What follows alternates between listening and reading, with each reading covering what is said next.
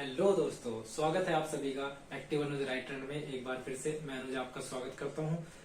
हमने अब तक बायोलॉजी में सीखा कि हमने 5 जगतों में अपनी बायोलॉजी को बांटा हुआ है और उन 5 जगतों के बारे में हम सीख रहे हैं कि इसमें बायोलॉजी में हम चीजों को कैसे कैसे समझ सकते हैं। अपने जो क्वेश्चन आते हैं एग्जाम में, उन क्वेश्चनों को हम कैसे कर सकते हैं और कौन से एग्जाम के पॉइंट ऑफ व्यू से पॉइंट बनते हैं, उन पॉइंटों पे हम बात कर रहे हैं। हमने अब तक 4 जगत पढ़ लिए हैं और 4 जगतों को केवल हमने क्लासिफिकेशन देखा है कि बटा किस किस में है। हमने अभी अंदर का कोई चीज नहीं देखी। हमने बहुत कवक के बारे में थोड़ा सा पढ़ा है, जीवाणुओं के बारे में पढ़ा है 3 वीडियो में। चौथी वीडियो ये बनेगी और इसमें हम सीखेंगे एनिमल किंगडम के बारे में। किसके बारे में? Animal kingdom. हमने पढ़ा मोनेरा, पहला मोनेरा पढ़ा, दूसरा प्रोटिस्टा पढ़ा, तीसरा कवक पढ़ा, चौथा पादप पढ़ा।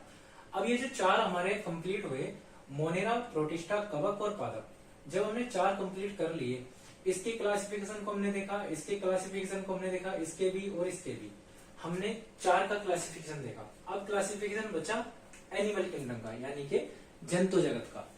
जंतु जगत में जो हमारा क्लासिफिकेशन होता है वो किसके बेस पे होता है? जो आपकी रीढ़ की हड्डी होती है उसके आधार पर क्लासिफिकेशन होता है। पहला, रीढ़ की हड्डी को हम बोलते हैं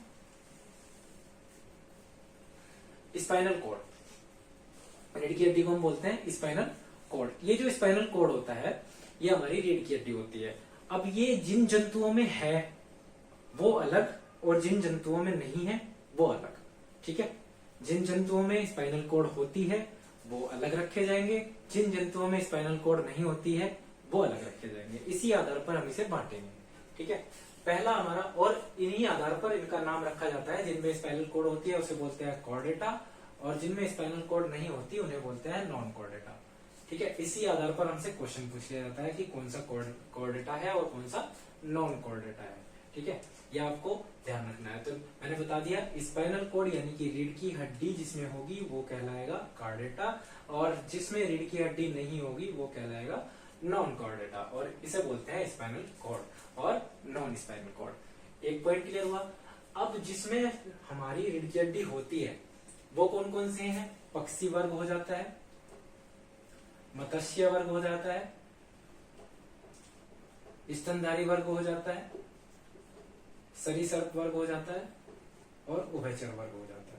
ठीक है, ये 5 हैं: पक्षी वर्ग, मत्स्य वर्ग, स्तनधारी, सरीसृप और उभयचर।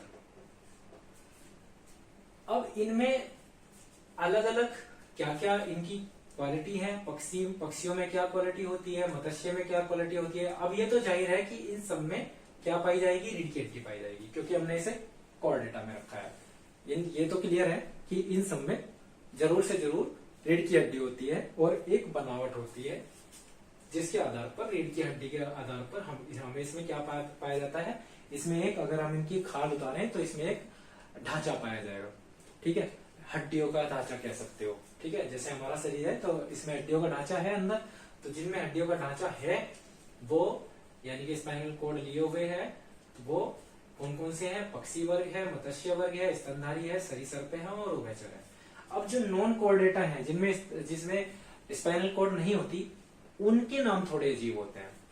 ठीक है, ये सबको पता होगा। पक्षी आपने देखा है, पक्षी जितने भी उड़ने वाले हैं। मत्स्य यानी कि जो जल में रहने वाली मछलियां हैं और जिनमें स्पाइनल कॉर्ड होती है वो वाली मछलियां। तीसरा स्तनधारी में हम सब आ जाते हैं जंतु, मनुष्य भी आता है उसी में ही। स्तनधारी होता है जो दूध पिला सकते हैं।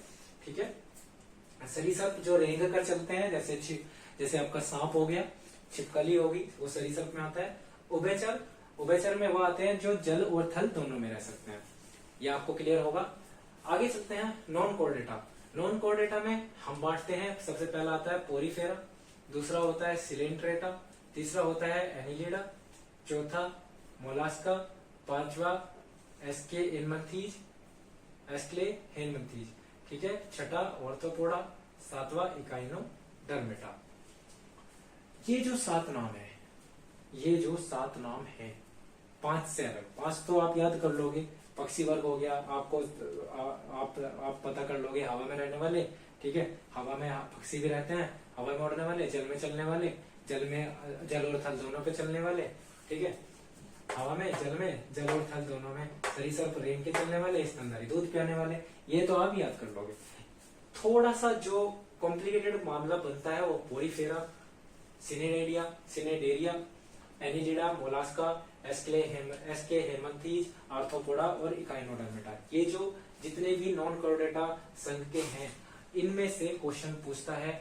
और एनिलिडा कौन से संघ में आता है, नॉन कॉर्डेटा में आता है या कॉर्डेटा में आता है, पोरीफेरा नॉन कॉर्डेटा में है या कॉर्डेटा में है।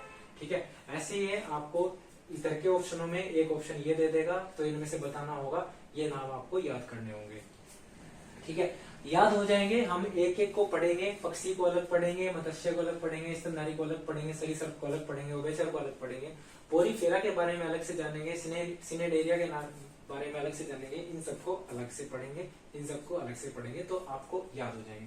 केवल और केवल आपको बताने का इतना पर्पज है कि ये जो 5 जगह हमने इसे बांटा है, ये अलग अलग हमने सबको अलग अलग रख दिया। आप अगर नोट्स बनाते होंगे या बना रहे होंगे तो आपने देखा होगा कि ये आपने सबको अलग अलग, पौधे को हमने पौधों को किस प्रकार से अलग अलग बांट के रख दिया। ठीक है, उसमें आया था थैलोफाइटा, ब्रायोफाइटा, टेरिडोफाइटा, उसमें आया था एक वर्त बीजी, अनावर्त बीजी या आवर्त बीजी। ठीक है, एक बीज पत्री, 2 बीज पत्री, उसमें अलग उसका पूरा क्लासिफिकेशन अलग किया, जंतु का पूरा क्लासिफिकेशन अलग कर लिया।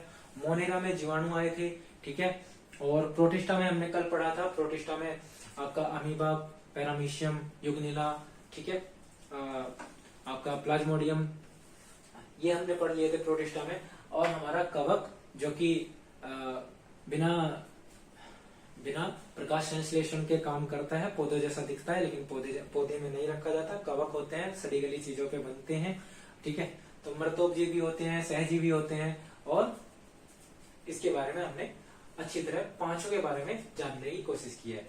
इससे अगली वीडियो में हम जानेंगे कि पक्षी वर्ग क्या होता है, पक्षियों के अंदर कैसे क्वेश्चन पूछे जाते हैं। इसमें से केवल आपसे यही पूछेगा कि कॉर्डेटा जगत में इनमें से कौन सा आता है। उभयचर कॉर्डेटा में आते हैं। ठीक है, सरीसृप, स्तनधारी, मत्स्य, पक्षी ये कॉर्डेटा में आते हैं। नॉन कॉर्डेटा में पोरीफेरा आता है, सिनेडेरिया आता है, एनिलिडा आता है, मोलास्का, एस्केलेन हेमंथीज, आर्थ्रोपोडा और इकाइनोडर्मेटा। ये 7 नाम आपको याद रखने होंगे जो नॉन कॉर्डेटा वर्ग में आते हैं, जिनमें स्पाइनल कॉर्ड नहीं पाई जाती। और यही आपसे पूछने की कोशिश करेगा, यही आपको घुमा घुमा के पूछेगा। ठीक है, ये आपको याद करने होंगे और ये याद आराम से हो जाएंगे। जब आप इनके बारे में अंदर हम पढ़ेंगे तो ये आपको पता लग जाएगा कि पोरीफेरा, जब आप जानेंगे कि पोरीफेरा होता कैसा है, जब मैं बताऊंगा आपको लैपटॉप की स्क्रीन पे मैं चित्र दिखाने की कोशिश करूंगा। ठीक है, तो वहां से आपको पता लग जाएगा कि पोरीफेरा होता कैसा है, सिनेडेरिया कैसा होता है, एनिलिडा कैसा होता है। कोशिश करेंगे कि आपको समझाने की कोशिश करें। लेकिन मेरा जो पॉइंट ऑफ व्यू है वो ये है कि पेपर में क्या पूछा जा रहा है। जैसे मैं एक क्वेश्चन का डिस्कस करता हूँ कि गर्म खून किस में बहता है। देखो, पक्षियों में और स्तनधारियों में दोनों में गर्म खून बहता है। ठीक है, यहाँ से क्वेश्चन पूछता है कि गर्म खून बहने वाले कौन से होते हैं। पक्षियों में कैसा खून बहता है। ठीक है, तो गर्म खून बहता है और बाकी सब में गर्म खून नहीं बहता। हम स्तनधारियों में जितने भी हम स्तनधारी होते हैं, जितने भी जंतु आप देखते हो अपने आसपास, ये और पक्षी जितने भी होते हैं उनमें गर्म खून बहता है। ठीक है, इनमें हृदय कितने भागों में बटा होता है। ठीक है, स्तनधारी में कितने भागों में बटा होता है, मत्स्य वर्ग में कितने भागों में हृदय का भाग यानी कि 4 भागों में होता है या 2 भागों में होता है, ऐसे पूछता है। ठीक है, तो यहाँ से आपको क्वेश्चन बनेंगे। इस प्रकार के क्वेश्चन कल से हम इसमें कल वाली वीडियो में डिस्कस करेंगे। आज के लिए इतना ही। जो आपने ये क्लासिफिकेशन देखा है इसे नोट कर लें। ठीक है, तो पोरीफेरा, सिनेडेरिया ये केवल दो आधार पे बांटते हैं, कॉर्डेटा और नॉन कॉर्डेटा। इस आधार पर हमने इसकी पूरी को 5 भागों में बांट लिया है। अब हम इसके बारे में अंदर पढ़ने की कोशिश करेंगे, सेल वगैरह को समझने की कोशिश करेंगे, ऊतक को समझने की कोशिश करेंगे, संयोजी ऊतक कैसे होते हैं। ठीक है, और कौन कैसे प्रजनन करता है। मानव को, अगर हम खाली मानव को पढ़ना शुरू करेंगे तो मानव के मस्तिष्क में क्या होता है, बहुत सारी चीजें होंगी। लेकिन पहले हमें समझना था कि हमने इसे बांटा कैसे है।